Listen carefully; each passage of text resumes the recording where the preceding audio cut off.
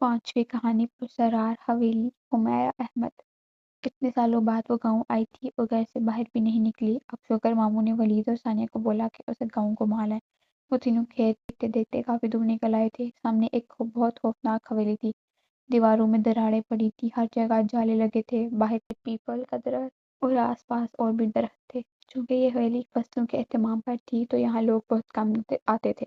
چلو مالا واپس چلتے ہیں۔ ثانیہ نے مالا کا ہاتھ پکڑا اور کھینچا۔ آؤ اندر چلیں، یاد ہے بچپن میں یہاں ایک سائیں رہتا تھا اس درخت کے نیچے؟ مالا نے پرجوش ہو کر کہا۔ ہاں اب مر گیا ہے، کافی عرصہ ہوا، ولید بولا۔ اور توبہ کرو، اندر جانے سے جب سے سائیں مرا یہاں اسیب آ گئے ہیں۔ یہاں ایک دفعہ بڑی بڑی گاڑیوں میں بہت سے لوگ رہنے آئے تھے، لیکن ان کو پھر کسی نے نہیں دیکھا۔ کہتے ہیں اسیب نے انہیں مار دیا۔ اور اس رات جب وہ لوگ آئے تھے اس حویلی کے اندر سے چیخوں کی آوازیں آ رہی تھی، کتنی خوفناک اور دل دہلا دینے والی چیخیں۔ ثانیہ نے کہا۔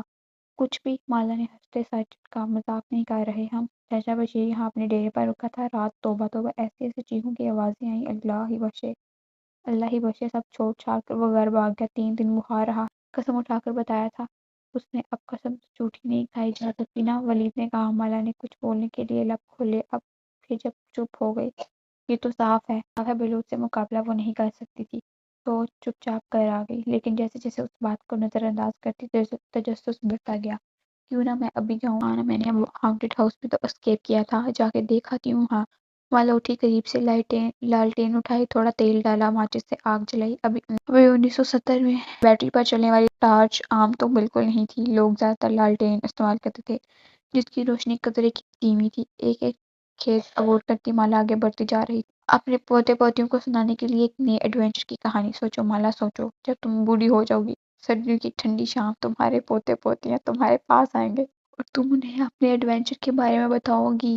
مالا کی سوچ نے دم توڑا۔ سامنے حویلی تھی، پیپل کے درخت کے پتے ہوا سے جول رہے تھے، دور کہیں کسی پرندے کی آواز آ رہی تھی، کتوں کی بھونکنے کی بھی۔ مالا بغیر اثر لیے حویلی کی طرف بڑھ گئی۔ حویلی اندر سے کافی صاف تھی۔ مالا قدم قدم اٹھاتی چاروں اطراف کا جائزہ لے رہی تھی، تبھی ایک زوردار چیخ اس کے کانوں میں پڑی۔ مالا کے رونگٹے کھڑے ہوئے۔ لالٹین پھینکتی مالا مڑی، دروازہ تلاش کرنا چاہا، تبھی اسے سیڑھیوں سے ایک درخت کے نیچے نے تیزی سے آتی دکھائی دی۔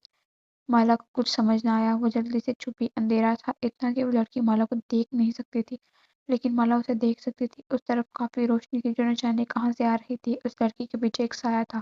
اس لڑکی کا پاؤں پھسلا اور وہ گر گئی۔ مالا نے اپنا چہرہ دوسری طرف کر لیا، بمشکل چہرے پر ہاتھ رکھے اپنے آنسو روکنے کی کوشش کی۔ اس کا پورا جسم پسینے میں شرابور تھا۔ اس لڑکی کی چیخوں کی آواز دیواروں سے ٹکرا کر لوٹ رہی تھی۔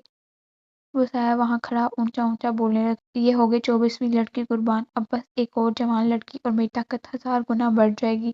تبھی ایک بوڑھی عورت لاٹھی کے سہارے چلتی اس سائے کے قریب کھڑی ہوئی۔ لیکن ایک شرط ہے، اس بوڑھی عورت نے کہا۔